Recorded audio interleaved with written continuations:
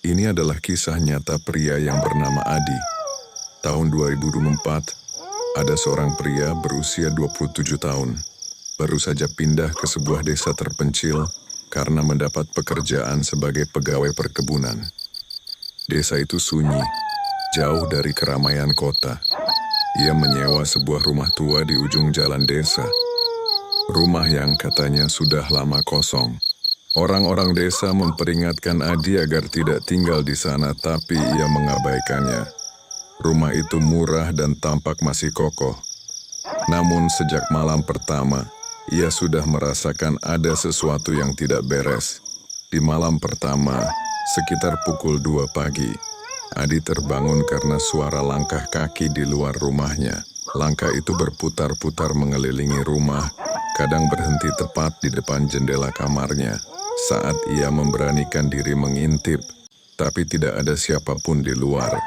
Namun, terdengar suara berbisik dari dalam lemari di kamarnya. Pergi sekarang. Jantungnya pun berdegup kencang.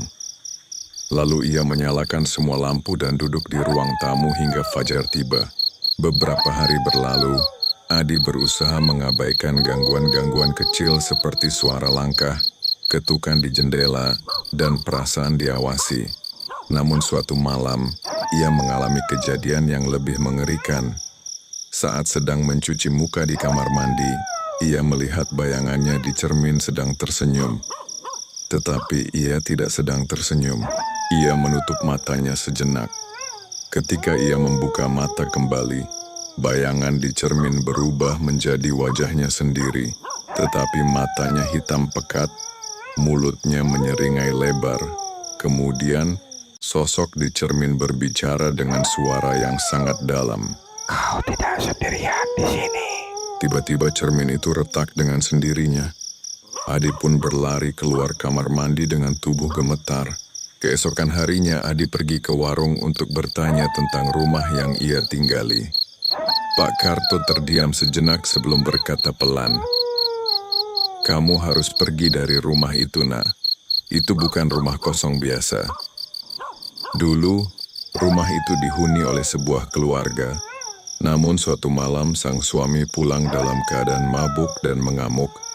Ia membunuh istri dan anaknya sebelum akhirnya ia gantung diri di kamar mandi rumah itu. Akhirnya Adi memutuskan untuk pindah secepatnya. Namun, malam sebelum ia pergi sesuatu terjadi lagi. Sekitar tengah malam, listrik di rumahnya padam. Ia mencari senter, tetapi kemudian mendengar suara langkah kaki di dalam rumah. Tiba-tiba, terdengar suara perempuan menangis dari ruang tamu. Adi mengintip dari celah pintu kamarnya. Ternyata di ruang tamu ada seorang wanita berambut panjang dengan wajah pucat dan mata hitam kosong. Ia duduk di lantai sambil menangis pelan. Lalu tiba-tiba ada suara lain muncul dari belakang Adi. Kau juga akan mati di sini. Tiba-tiba Adi merasakan sesuatu merayap di kakinya. Tangan-tangan dingin yang berusaha menariknya ke dalam lantai. Dengan sekuat tenaga, Adi berteriak dan berlari keluar rumah tanpa menoleh ke belakang. Ia tidak peduli lagi dengan barang-barangnya. Yang penting ia selamat. Setelah meninggalkan desa, Adi pindah ke kos sederhana di kota. Ia berpikir semuanya telah berakhir, tapi ternyata tidak. Malam pertama di kos barunya, ia kembali mengalami mimpi buruk. Dalam mimpinya, ia berada di rumah tua itu lagi.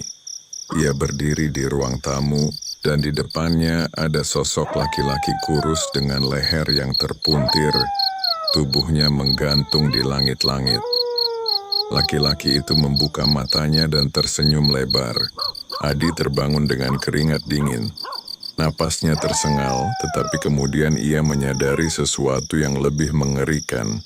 Jendela kamarnya terbuka, padahal sebelum tidur ia yakin sudah menutupnya rapat-rapat. Lalu terdengar ketukan pelan di pintu kamarnya. Ia mendekati pintu dengan hati-hati, lalu mengintip melalui lubang kecil. Kosnya sepi. Tidak ada siapa-siapa di luar. Ia berpikir mungkin hanya angin atau suara tetangga.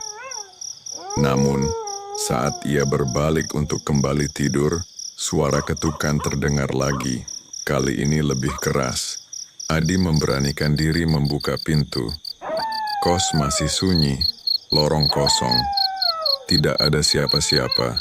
Namun, ketika ia menutup pintu kembali, ia melihat sesuatu yang membuatnya hampir pingsan. Di lantai tepat di depan pintunya ada jejak kaki basah yang mengarah ke dalam kamarnya. Teror semakin menjadi. Setiap malam Adi merasa seperti diawasi. Bayangannya di cermin kerap tampak bergerak sendiri, seringkali tersenyum kepadanya dengan cara yang mengerikan. Suatu malam saat ia sedang menyisir rambut di depan cermin, ia melihat sesuatu yang tidak seharusnya ada. Di belakangnya ada seorang wanita berambut panjang dengan wajah membusuk. Matanya hitam kosong, mulutnya menganga seolah ingin berteriak. Ketika Adi membalikkan badan dengan cepat, tidak ada siapa-siapa. Namun, saat ia kembali menatap cermin, wanita itu masih ada dan kali ini, ia mendekat. Seketika cermin itu pecah sendiri, membuat Adi mundur ketakutan. Ia tidak tahan lagi. Ia harus mencari bantuan. Dengan sisa keberaniannya, Adi menemui seorang paranormal bernama Mbah Sastro. Setelah mendengar ceritanya, Mbah Sastro menghela napas panjang dan berkata, "Kau telah membawa sesuatu bersamamu dari rumah itu. Arwah mereka terikat padamu." Menurut Mbah Sastro, roh keluarga yang terbunuh di rumah tua itu tidak pernah tenang. Namun, ada sesuatu yang lebih jahat yang menguasai tempat itu, ialah arwah sang suami yang membantai keluarganya. Dia tidak ingin kau pergi. Dia ingin kau menjadi bagian dari mereka.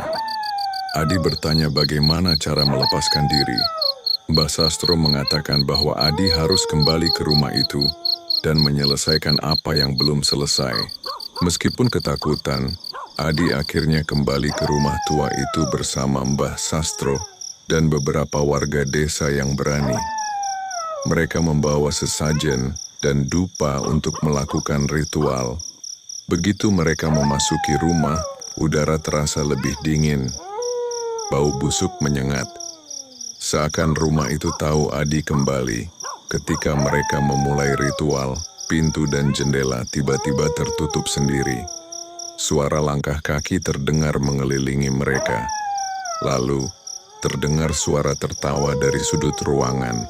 Di sana, di pojok ruangan yang gelap, berdiri sosok laki-laki dengan mata hitam pekat dan senyum mengerikan. Mbah Sastro segera mengucapkan doa-doa dan menaburkan garam di sekeliling ruangan. Sosok itu mulai menggeram, lalu berteriak keras hingga rumah bergetar. Tiba-tiba, dinding-dinding rumah mengeluarkan bercak darah, dan suara tangisan wanita terdengar menggema. Mbah Sastro memerintahkan Adi untuk menutup mata dan tidak menjawab apapun yang ia dengar. Adi menurut, meski ketakutan setengah mati.